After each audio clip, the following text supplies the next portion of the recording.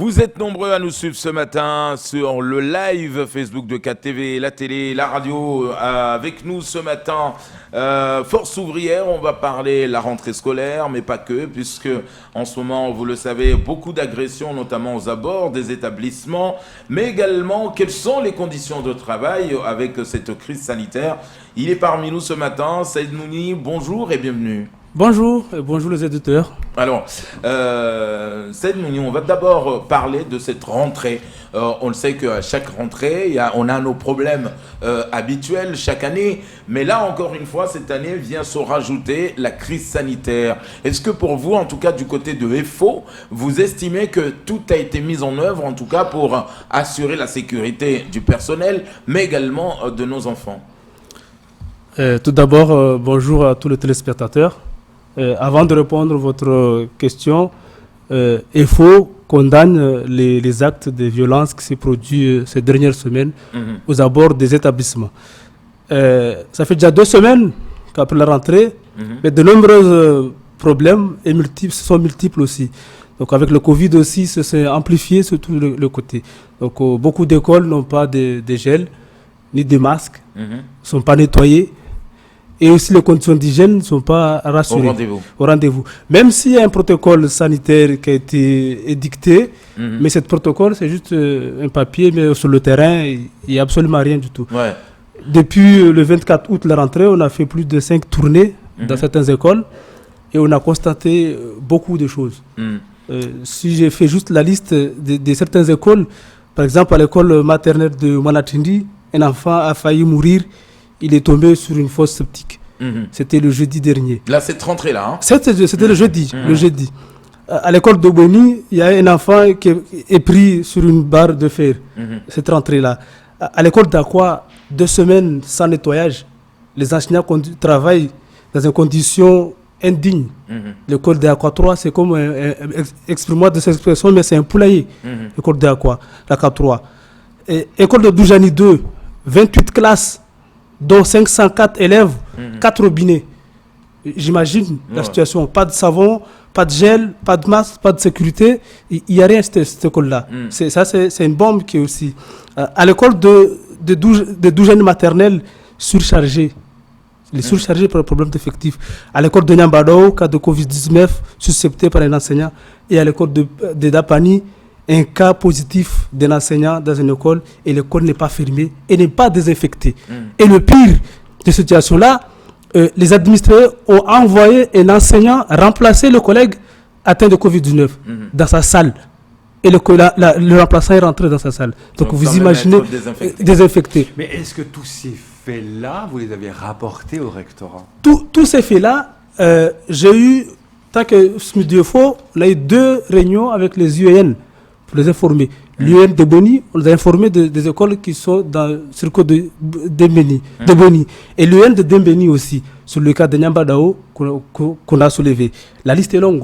Quand on arrive à l'école de Mbini, état de travaux, il est fermé jusqu'en fin décembre. Mais ce que je veux dire là, c'est que est-ce que ces problèmes-là que vous avez évoqués, tout a été consigné. Est-ce que le recteur a été mis au courant? Est-ce qu'il vous a répondu? Est-ce qu'il a agi? Parce que là, on entend qu'il y a apparemment des dysfonctionnements, mais de l'autre côté, comment ça réagit? Est-ce que vous avez tenu jusqu'à aujourd'hui, il n'y a pas de réaction. Mais vous avez informé? On a informé. Moi, je siège aussi à CTA et aussi, donc j'ai informé la hiérarchie, en passant par les UN et aussi au rectorat. Donc, mais il n'y a pas de suite sur ce point-là.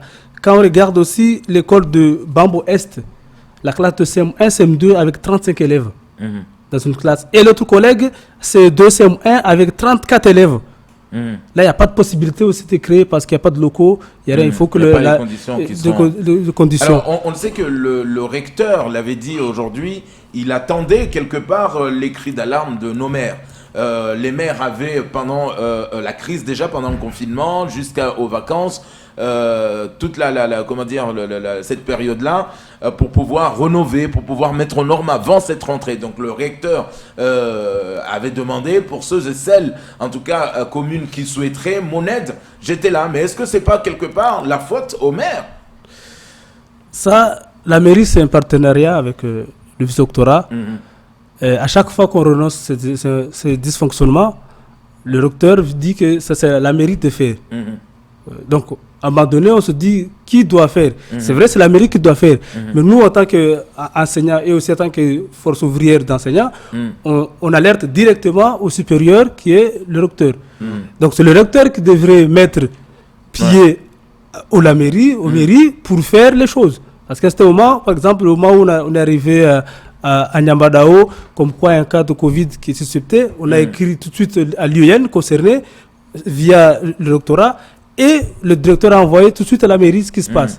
Mais au bout de 2 jours, la mairie n'a pas désinfecté la salle. On a renvoyé aussi le courrier. Et même les enseignants, hier, ils n'ont pas accepté de rentrer dans le locaux. Ça n'a pas été désinfecté.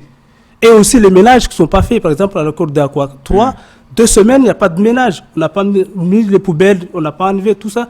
Le mot on écrit, on envoie au recteur. Le recteur va dire, c'est la mairie de faire. Là, nous, on est resté un petit peu sur nos fins. Et alors, est-ce que si le recteur vous dit c'est au maire de le faire, est-ce que vous allez voir les maires? Non. Nous, en tant qu'enseignants, force ouvrière, enseignants, on ne peut pas directement interpeller les maires. Ça, c'est l'association des parents d'élèves d'interpeller la mairie. Nous, en tant que fonctionnaires, on envoie nos doléances. Mais rien ne vous empêche d'envoyer les doléances au maire aussi. On peut envoyer les doléances au maire, mais en passant par autre système. Tant que le syndicat SMIDIOFO enseignant premier degré, je ne peux pas prendre la casquette pour dire que je veux voir le maire. Mais par contre, biais de réunions de conseil d'école, biais des parents d'élèves, de l'association des parents d'élèves, pour faire aussi de lobbying sur les mairies. Ça aussi, c'est ce qui se passe. Mais aussi, on se retrouve aussi dans les cas des écoles qui sont en rotation. À Mayotte, par exemple, tout le Grand Mamoudzou, et aussi il y a Rambadao, il y a dans la commune de Bandélé, les enseignants partent à 12h15, à 12h15, et l'autre enseignant il prend à 12h30. Il n'y a pas un temps de nettoyage. Et pourtant, sur le protocole, c'est bien écrit, tous les 3 heures, les 3 heures, les écoles doivent être nettoyées pour que l'enseignant qui arrive soit en sécurité, retrouve une vie. Il n'y en a pas. On avait proposé un emploi du temps pour que les enseignants qui sont du matin finissent à 11h, pour que les femmes de ménage nettoient la salle et ceux qui reprennent soit à 12h30 ou à 13h.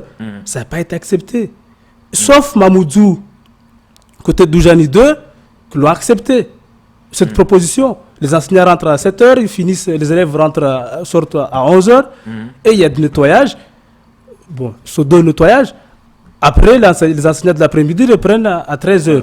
À 13h. Là, ça peut aller. Mais dans des écoles où il n'y a pas ça, là, on est exposé à la bombe. Donc là, vous exposez les problèmes des différentes écoles et les dysfonctionnements. Maintenant, j'aimerais avoir votre sentiment par rapport à cette agression qui s'est passée de cette enseignante de 64 ans.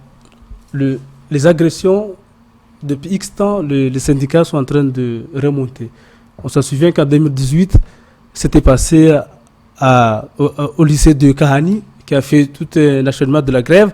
C'est passé en dehors de l'établissement et après c'est retourné à l'intérieur de l'établissement. Tout Mayotte est concerné. Aujourd'hui, cette rentrée s'est passée au collège de Majikabo, mais on ne veut pas dire que ça va se propager. Mais ça se propage. C'est passé à Kahani, c'est passé à Sararano, c'est passé à Chirongi, c'est passé. Donc c'est tout Mayotte qui est concerné. Et tout le monde est concerné. Et aussi, tout Mayotte qui souffre, parce qu'il y a aussi une souffrance psychologique. Moi, je suis parti chez moi à 4h50 pour arriver ici à 7h15. Donc, vous imaginez les gens qui faut arriver à l'école à 7h, à l'école de Mamoudzou, à Mgomani, à 7h. Quelqu'un qui habite à Boni, il va se lever à quelle heure? À 3h du matin. Où est la sécurité de cette personne-là? Combien de véhicules qui prend la route? Ils ont quand même mis le paquet, selon le rectorat, ils ont quand même mis le paquet sur la sécurité aux abords des collèges. Je vous rappelle que l'agression dont on parle vendredi, certains ont cru que c'était passé devant le collège. Or non, c'était quand elle rentrait chez elle. Donc à un moment donné, il faut aussi relativiser que c'est pas devant le collège que ça s'est passé. Oui, c'est pas passé devant le collège. Donc ça veut dire que la sécurité s'est améliorée aux abords des collèges. Jusqu'à aujourd'hui, on peut dire que c'est amélioré un petit peu. Mais on attend la suite. C'est-à-dire on attend la suite. Parce qu'on a vu certaines écoles, certains collèges qui sont devenus des prisons. On a vu des barrières partout. certains collèges et lycées, on a mis des barrières partout. Certains, on n'a pas encore mis la sécurité. Ouais. Jusqu'à aujourd'hui, on ne peut pas dire que toute la sécurité est faite, c'est bon, il n'y a plus autre chose. Non. Il y a certaines écoles et établissements, on a mis des barrières et on a embauché certaines messes. La sécurité est assurée. Par contre, le risque zéro n'existe pas. Comme on sait bien, le risque zéro n'existe pas. C'est vrai, c'est au trajet entre l'établissement et chez lui. C'est pour ça que j'ai souligné combien de personnes qui partent de Bouéni jusqu'ici. C'est un trajet aussi pour aller dans son lieu de travail. Il doit être sécurisé aussi. Alors, tout doit être sécurisé. On dit qu'on va rester sur ce point. Il y a des patrouilles qui vont passer, mais théoriquement, on le dit, mais pratiquement, ça ne suit pas. Revenir avec vous un peu sur les conditions de travail. On sait qu'aujourd'hui, vous l'avez dit à l'instant même, on a des classes surchargées aujourd'hui. On a des enseignants qui sont obligés de multiplier les heures supplémentaires. Vous, au côté FO, est-ce que c'est quelque chose, en tout cas, vous martelez? Est-ce que même on pourrait voir demain une intersyndicale pour demander à ce que ces conditions de travail soient revues par le recteur? Depuis qu'on travaille, parfois on est toujours intersyndical avec notre collègue SMIPP et SNES, on travaille intersyndical. Sur certaines grèves, on travaille en intersyndical. Et les conditions de travail que je citais ici, c'est pareil que les autres syndicats, ils peuvent le citer les mêmes. C'est les mêmes, on les vit. Il n'y a pas, nous en tant que syndicat, il n'y a pas un lutte entre tous les syndicats qui sont du sectorat. On travaille tous ensemble, main dans la main. Donc ici, toutes les conditions de travail, on le voit depuis X temps. Chaque fois qu'on est sur les réunions institutionnelles, on martèle les conditions de travail, de construction des écoles. Ça aussi, on le martèle. Mais parfois, le pouvoir public ne suit pas. Et on se retrouve, les enseignants se retrouvent qu'ils sont des fonctionnaires, il faut fonctionner. Parfois, on attend ce discours-là. Concernant les écoles, il y a quand même des chantiers qui sont lancés pour le second degré. Pour le premier degré, c'est le rôle des maires, mais l'État a quand même proposé, le recteur a quand même proposé de reprendre la main peut-être. Donc, sur la construction des écoles, ça avance, ça. Sur la construction, le moment où on a dissous le SMIAM, notamment j'étais parmi les gens qui ont été dissous le SMIAM, on nous a invités, mais on a dit que l'État doit prendre les constructions du premier degré. Parce que souvent, on dit la construction avance, mais on voit sur le second degré. On oublie le premier degré. On dit que le premier degré, c'est au maire. Oui, c'est ça. Mais c'est le rôle des maires, tout à fait, oui. C'est le rôle des maires. Mais si on regarde aussi, même le second degré, c'était le conseil départemental qui devait le faire. Mais l'État a pris à mettre depuis X temps. N'a pas été avec tout ce qui avec la décentralisation, n'a pas donné au conseil général. Donc, il devait prendre aussi le premier degré, parce que le premier degré souffre. Avant d'arriver au second degré, il faut passer au premier degré. Tous les enfants, les élèves qu'on envoie au second degré, ils passent au premier degré. Donc vous demandez que pour le premier degré, la compétence soit transférée de la mairie au rectorat. Au rectorat. Ça, on l'a martelé plusieurs fois, que le rectorat prend à un laps de temps, soit 5 ans ou 6 ans, construire les écoles, pour remettre en ordre, construire les écoles et donner à la mairie le bon gestionnement. Une fois que c'est construit, c'est fait. Ça, on l'a martelé plusieurs fois, on le dit plusieurs fois, que prenez cette compétence. Mais le moment où on se cache derrière pour dire que c'est les mairies, on sait bien ce qui se passe sur les mairies. Tous les mairies, il n'y a pas de secret sur les mairies. On sait les 17 communes, on sait bien ce qui se passe sur les mairies. Donc, c'est pour ça qu'on a dit que sans indexer les maires, anciens ou nouveaux, mais depuis 1980, on sait bien ce qui se passe sur les mairies. Donc, l'État doit prendre les constructions de premier degré à un certain temps et donner après ce compétencement à la mairie pour les entretiens et les rénovations. Mais demander à la mairie de construire tout de suite, c'est un chantier qui est là. Depuis la dissolution du SMIAM, il n'y a pas d'école qui est sortie. De terre. On est en train de voir des rénovations, des peintures, des carrelages. Juste une chose, quand vous parliez de la pause de midi, où il n'y a pas le temps, etc., sachez que partout où c'est demandé, il y a eu une rallonge de la pause de midi, partout. C'est pas partout. C'est pas partout. On dit que partout ça a été demandé, il y a eu. Mais c'est pas partout. Même dans la commune de Bandélé, j'ai eu l'IEN, je l'ai soumis, ça n'a pas été fait. Jusqu'à aujourd'hui, ça n'a pas été fait.